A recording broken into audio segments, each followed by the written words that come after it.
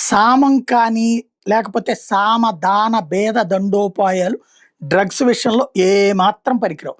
Drug అనే మత్తు మందుని ప్రజలకు అలవాటు చేసి ఆళ్ళ ప్రాణాలు తీస్తా, దాని మీద కోట్లకు కోట్లు గడించేటటువంటిది ఒక మాఫియా.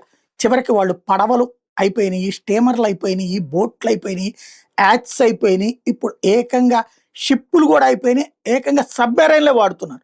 అట్లాంటి ఒక సబ్‌మెరైన్ వెనిజులా సరిహద్దుల్లో అమెరికా కూల్చేసిందని చెప్పుకున్నాం. అమెరికన్ సైన్యం ఇప్పుడు ఒక యుద్ధం చేస్తుంది. మొన్న ఈ మధ్యనే చెప్పుకున్నాం.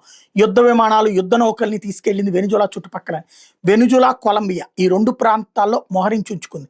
అక్కడ ఎప్పటికప్పుడు ఈ సరుకులన్నీ సప్లై అవుతున్నటువంటి పడవల్ని ముంచేస్తుంది. మొన్నటిదాకా ఒక 10 పడవల్ని ముంచేస్తే ఇప్పుడు వాళ్ళు సబ్‌మెరైన్‌లకి వెళ్తుంటే సబ్‌మెరైన్‌ని పేల్చేసిందని చెప్పుకున్నాం. ఇప్పుడు లేటెస్ట్‌గా వచ్చేటప్పటికి కొలంబియా దగ్గర కొలంబియా మీదన రిస్ట్రిక్షన్స్ పెట్టింది ట్రంప్ సర్కార్. ఎందుకంటే కొలంబియా గాని, వెనిజులా గాని ప్రభుత్వాలే డ్రగ్స్‌ని ప్రోత్సహిస్తున్నాయన్నమాట. ఈ నేపథ్యంలో కొలంబియాకి సబ్సిడీల్ని రద్దు చేస్తున్నట్టు ప్రకటించింది. డ్రగ్ ప్రొడక్షన్ చేస్తున్నందుకు గాను ట్రంప్ సర్కార్.